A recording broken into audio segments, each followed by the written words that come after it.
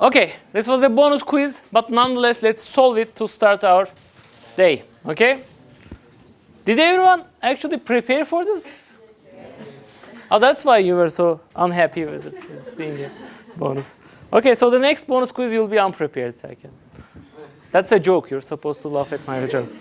Okay, now let's solve this. This is 1 kilograms. This is 2 kilograms, and this is 3 kilograms, and it's quite clear that this is sort of a question I used to gauge if people have understood that you can actually apply Newton's laws to individual moving particles. Because most high school students, for example, when they look at the system, they will say, hey, there is 3 kilograms on one side, 3 kilograms on the other side. So there should be no movement on the higher pulley. Okay? So they would just say, hey, 2 kilograms goes down, 1 kilogram goes up, and 3 kilograms stays there. And that's not the correct answer. Why is it not the correct answer? Because you cannot say F equals to ma for a system where there is some internal dynamics. Okay? But how do we solve such a problem? We don't need to confuse ourselves by thinking too much. These problems can be solved by a computer. So there is an algorithm, and computers are not especially smart, right? But they can do the same thing over and over again. So here, let's try not being smart and applying our algorithm, which we call the Freebody Diagrams. Great. So okay, I'll solve this like a computer. I'm not thinking. My algorithm says first assign accelerations to all the masses. And being a computer, I'm not super smart. I'll say A1 is going down, A2 is going down, A3, all 3 masses are going down. This is obviously impossible. All of the 3 will not be going down.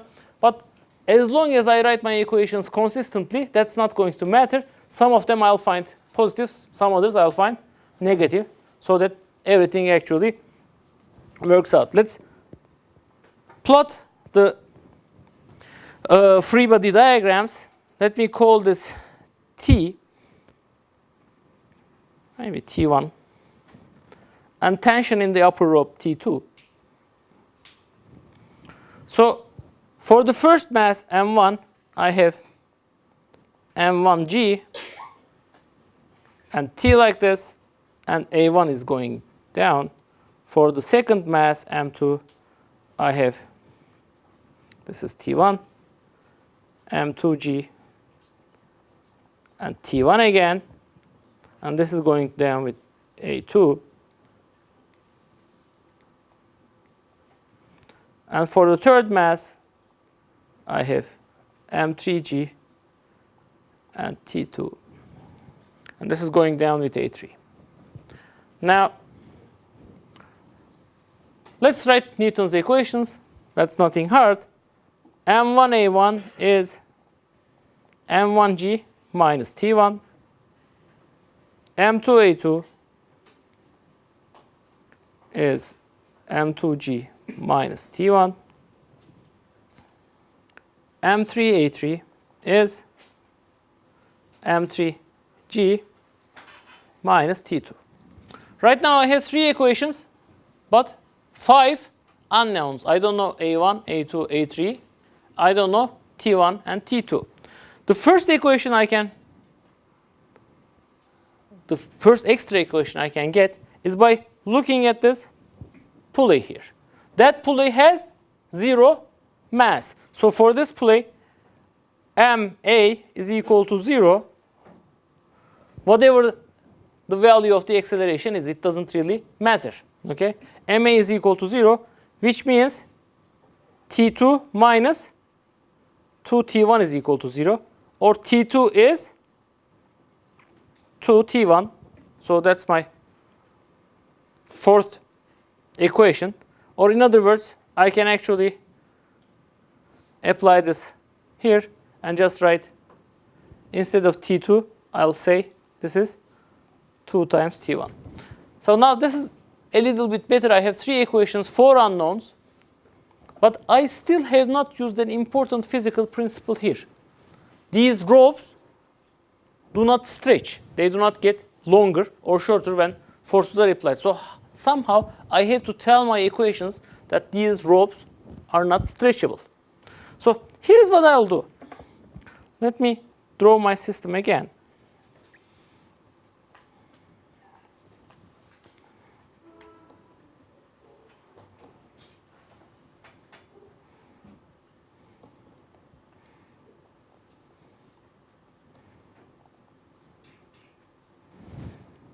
One, two, and three. So what happens if this guy, the first mass, goes down by L1? The second mass, maybe I should do like this, L1. The second mass goes down by L2. And the third mass goes down by L3. If the third mass is going down by L3, because the upper rope is not extendable, it means the pulley has gone up by L3, right? So now what's the change in the lower string? What's the length of the lower string? Previously it had some fixed length. Now I added to it L1, I added to it L2, and here I also added to it 2 times L3, right? Is that logic making sense? No, it's not making sense. Let's do it. So I'm basically thinking, hey, for a moment, let me treat as if these strings are extendable. Okay, so I'm pulling the first mass down by L1, the second mass down by L2, and the third mass down by L3. In that case, what would be this change in the length of the lower string? Okay, because I pulled this string by L1 down, this would add plus L1, right? Because I've added the length L2 by pulling the second mass, that would give me L2. How about pulling L3 down, putting the third mass down by L3? That's going to move the pulley up by L3, but pulley has rope on 2 sides, so it will actually extend my string by 2 times L3. But I treated my system as if this string is extendable, so that's the total extension of the string. But I know that the total extension of the string must be 0, right? If I take 2 time derivatives, so essentially I'll take d square by dt square, what do I find? A1 plus A2 plus 2A3 is 0. So now I have, this is my fourth equation. This is my first equation, second equation, third equation. So I should be able to solve all these equations. So let me write them again. M1A1 is M1G minus T. M2A2 is M2G minus T. M3A3 is M3G minus 2T. So how do I solve these equations? Maybe let me put in the numbers now. M1, M2, M3, and G. That's going to be easy. Let me just first put M1. M1 is 1. So A1 is G minus T. 2A2 is 2G minus T. And 3A3 is 3G minus 2T. Let me write this as follows. A2 is G minus T over 2. And here is what I'll do. A3 is G minus 2 over 3T.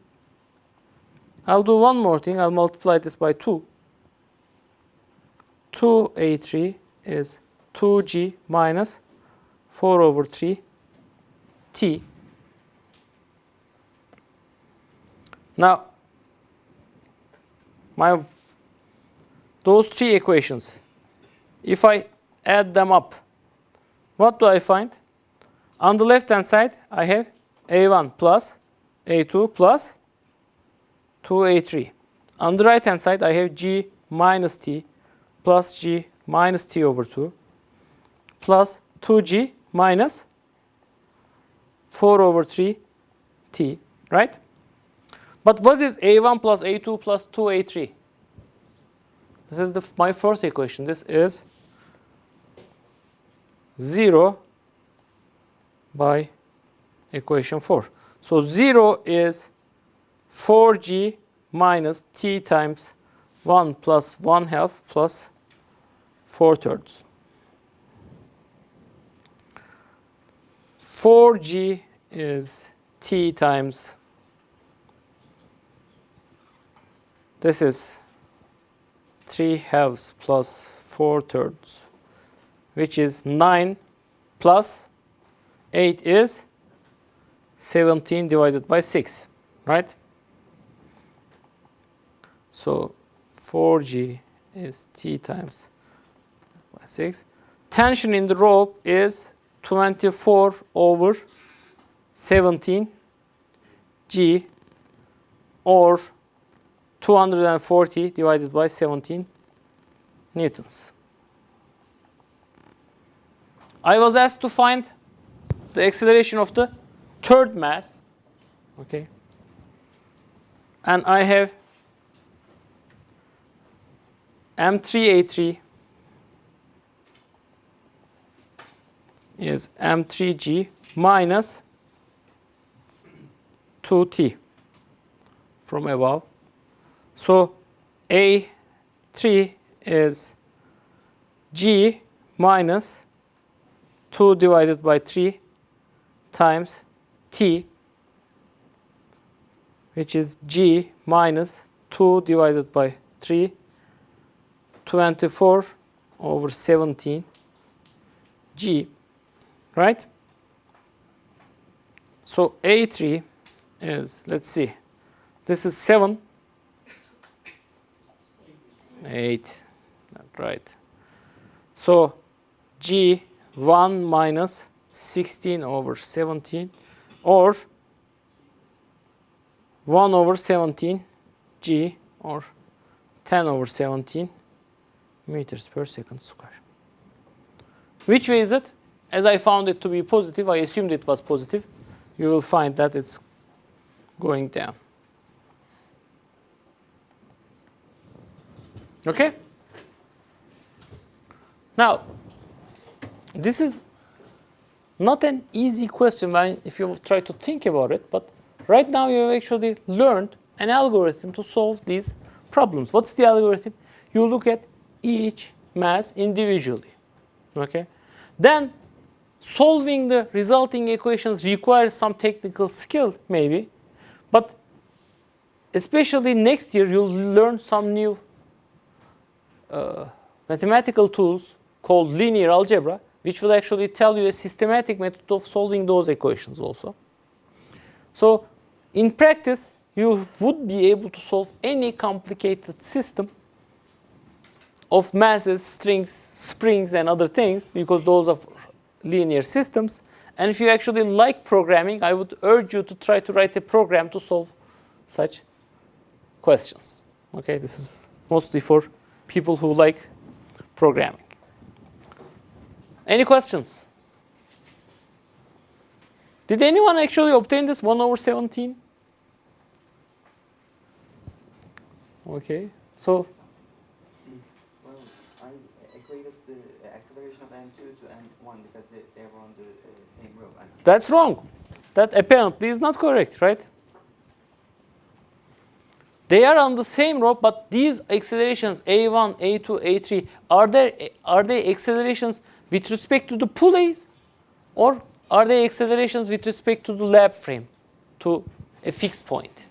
They are always accelerations with respect to a fixed point. What you say, A1 and A2, if you measure them with respect to the pulley, they would be the same. Okay? And you can see it from my equation here.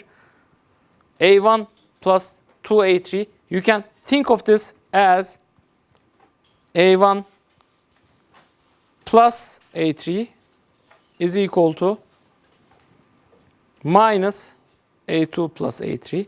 A2 plus A3 is the acceleration of A2 with respect to A3, with respect to the pulley, and A1 plus A3 is again acceleration of A1 with respect to the pulley. Okay? Good. So if you do not confuse yourself, if you just stick to free body diagrams, all these mechanics problems turn into solving a set of equations. And the only thing you should be careful about is you should not try to solve a set of equations if there are not enough equations. If you try to solve for 4 unknowns with 3 equations, you will never succeed, right? Let me make one more comment. I think some of you did similar things in the exam. Please do not give up calculation when you see a complicated expression. This is again a downside of our university preparation system. If our students see 17 or square root of 35, they say, oh, that cannot be possibly true. Why?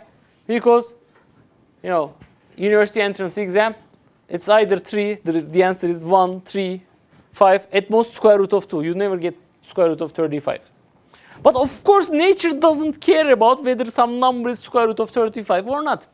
You can have very complicated expressions. You can have very non-rounded numbers in your answers. Okay? So please do not panic and give up when you are faced with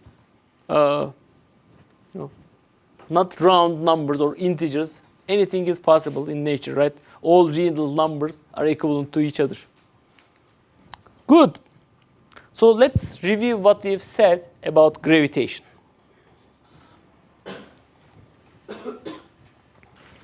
Well, not much really, but we have basically said if I have 2 point objects M1 and M2,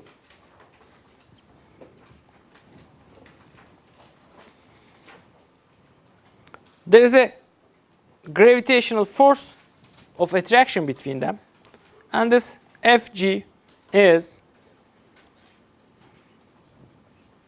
G M1 M2 divided by, if the distance between them is r square. Right. We have said that because this G, Newton's gravitational constant, is so small, gravity is generally very weak compared to other forces. However, it always has the same sign. It's always attractive. So actually, if you start piling mass up, you can get to significant gravitational forces. The biggest example is the gravitational attraction between, let's say, this pen and me is negligibly small. We've calculated these things to be of, a billionth or less than our usual weight. But the gravitational pull of the Earth on me is quite significant. I would fall down with a quite high acceleration. Why? Because the Earth is so big, right? I've piled a lot of mass into making this planet so that there is significant gravitation on its surface. So, what else did we talk about? We talked about how you can have stable orbits about a planet. Basically, how can you balance that gravitational force? How can you avoid falling onto the planet? And the answer was, well, use that force to go around to supply the centripetal acceleration. So go around circles around the planet go around an orbit. So we said if I have a planet with mass planet, and if I have a satellite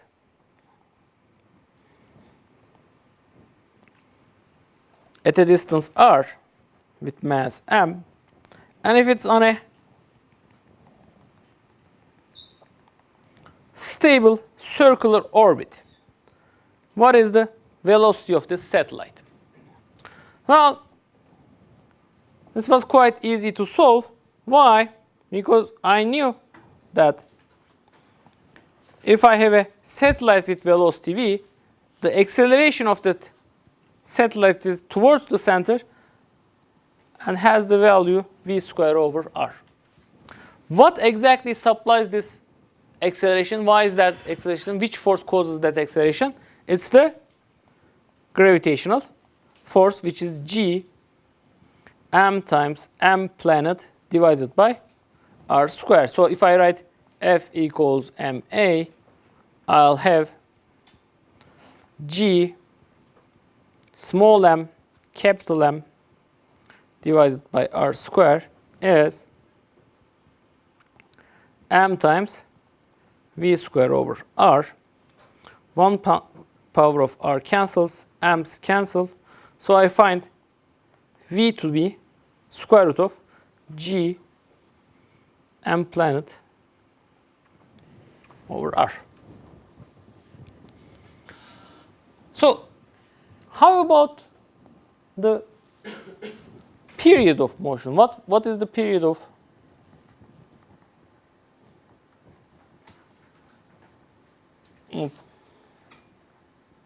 orbital motion? Well, the period would be time it takes to complete one orbit, one loop, right? And that would be 2 pi times r divided by v, or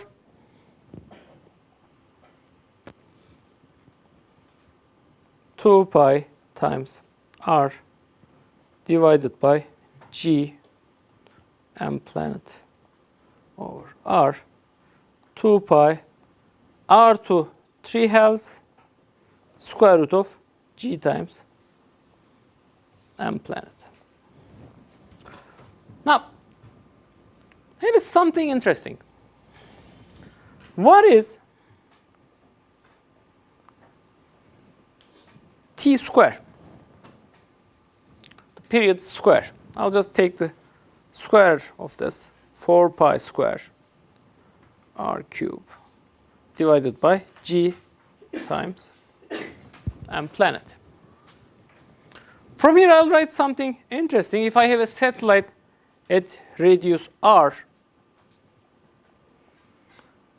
orbiting with some period t, r cube over t square is g over 4 pi square m planet. Now think of the Earth. This is the Earth. It has many, many satellites around it. Right. Let's take two of these satellites, V1, V2, R1, and R2. What's the gravitational attraction between satellites compared to the gravitational attraction of the Earth on those satellites? Remember, gravity is actually quite weak. If I have, kilogram size objects like satellites, there is not much gravitational force. The only way to get large gravitational force is to put a lot of mass together. So the gravitational pull of the planet is much, much stronger than the gravitational force between the masses, between the satellites. So I can think as if these satellites are not interacting at all. They are just only going around orbits in the planet. Okay. So here is the thing. Obviously, the satellite farther away from Earth is actually going more slowly around the Earth.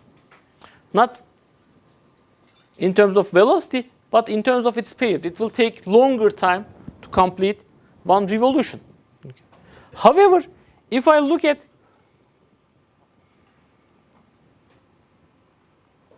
its radius cube divided by its period square, it's going to be equal to the r cube over t square of the second satellite. So you may think, okay, so why is this useful? Now, here is the thing. How do you measure the mass of Jupiter? How many of you have seen the satellites of Jupiter through a telescope? None of you? One? So, okay. So, once in a while our astronomy society holds observations. Okay. Try to go and look through the telescope. What you will see is you'll see Jupiter. And then you'll see 4 dots around it. Those are the 4 satellites of Jupiter. Okay. So if you actually look a while later, you'll see that these dots have moved. Sometimes they go to the other side of Jupiter. So they'll just vanish. Okay. So these are called Galilean satellites. So by looking at different times through the night, what you can do is you can find the periods T1, T2, T3, and T4 for all these satellites. You also know from the observation, maybe not their exact radii, but the ratios between the radii. R3, R4. So you calculate the number r cubed divided by t square for all those 4 satellites. What you find is r cubed divided by t square gives you gravitational constant times the mass of Jupiter divided by 4 pi square. Okay. So by just making a telescopic observation, you can actually measure the total mass of Jupiter pretty accurately. This has actually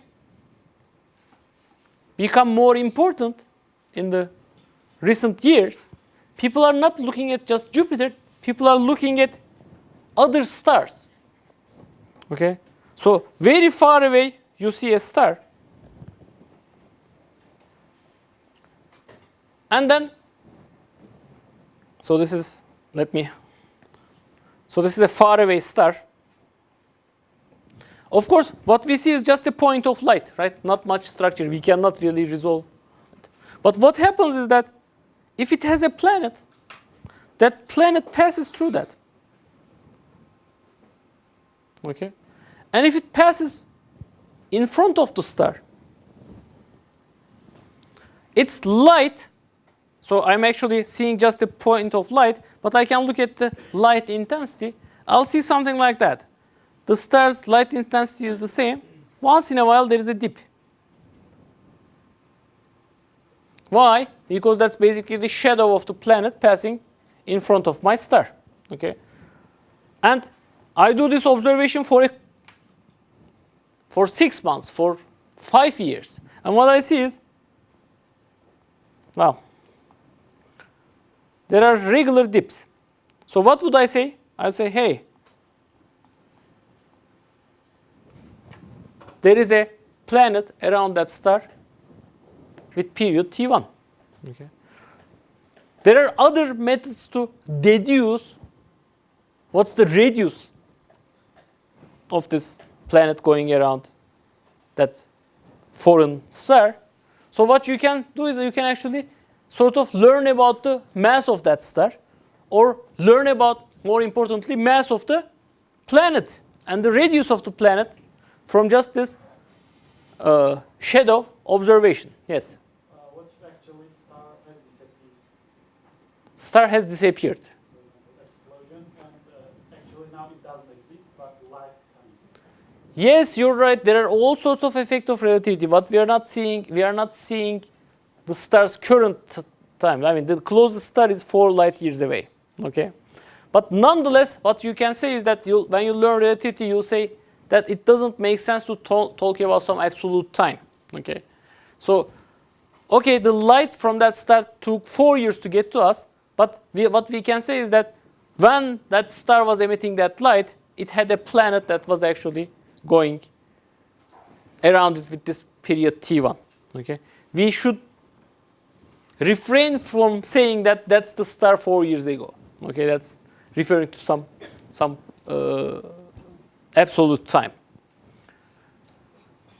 Now, this thing looks really simple, and this is actually the one thing that predates Newton we're going to learn in this course is Kepler's law. So Kepler was a scientist before science was fully what we understood today, before basically Newton and Galileo. So what he said is, there was an observatory by another guy, Tycho Brahe. And when we say observatory, don't think about telescopes. At that time, 16th century, people did not know about the telescope. What they did is, they had basically slits on some wall, so they could actually look through that and see if the star is aligned or not. So what they could do is they could actually make very accurate tables of where planets are with respect to the stars. And why did they prepare those tables? Because the kings, princes were paying them to look at their horoscopes. They wanted to see what's written in the stars. They were really, these guys were making their money from trying to predict the future, which is, as you know, not possible just by looking at systems. But they had very detailed positions of the planets. Then Kepler looked at those positions and he realized there is some regularity in those positions. So what he said is, that's Kepler's third law. Let me say this third law first. Third law of Kepler for planets is r cubed divided by period square is the same for all planets. We now know why it has to be the same. Okay. So the great accomplishment of Newton was he could actually show Kepler's third law starting from his fourth law. He said if the force is 1 over r squared, then Kepler's law follows. So I'm actually simplifying things a little bit. Kepler and Newton did more than that, because Kepler's first law says, hey, this picture is not quite correct. Not all satellites, not all the planets actually go around in circles. Actually, orbit of a satellite or a planet is an ellipse.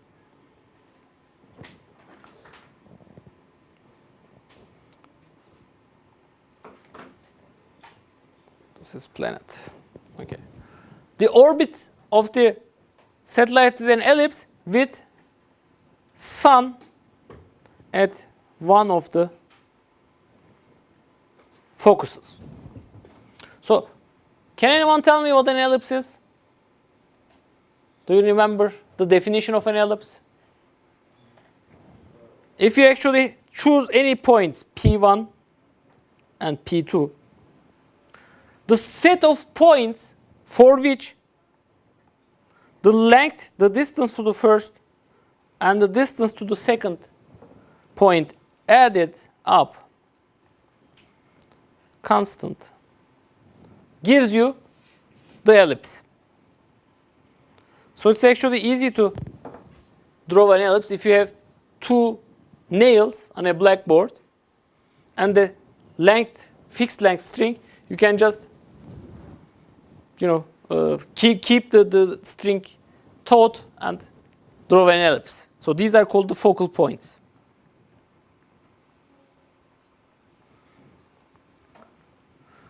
And his second law is actually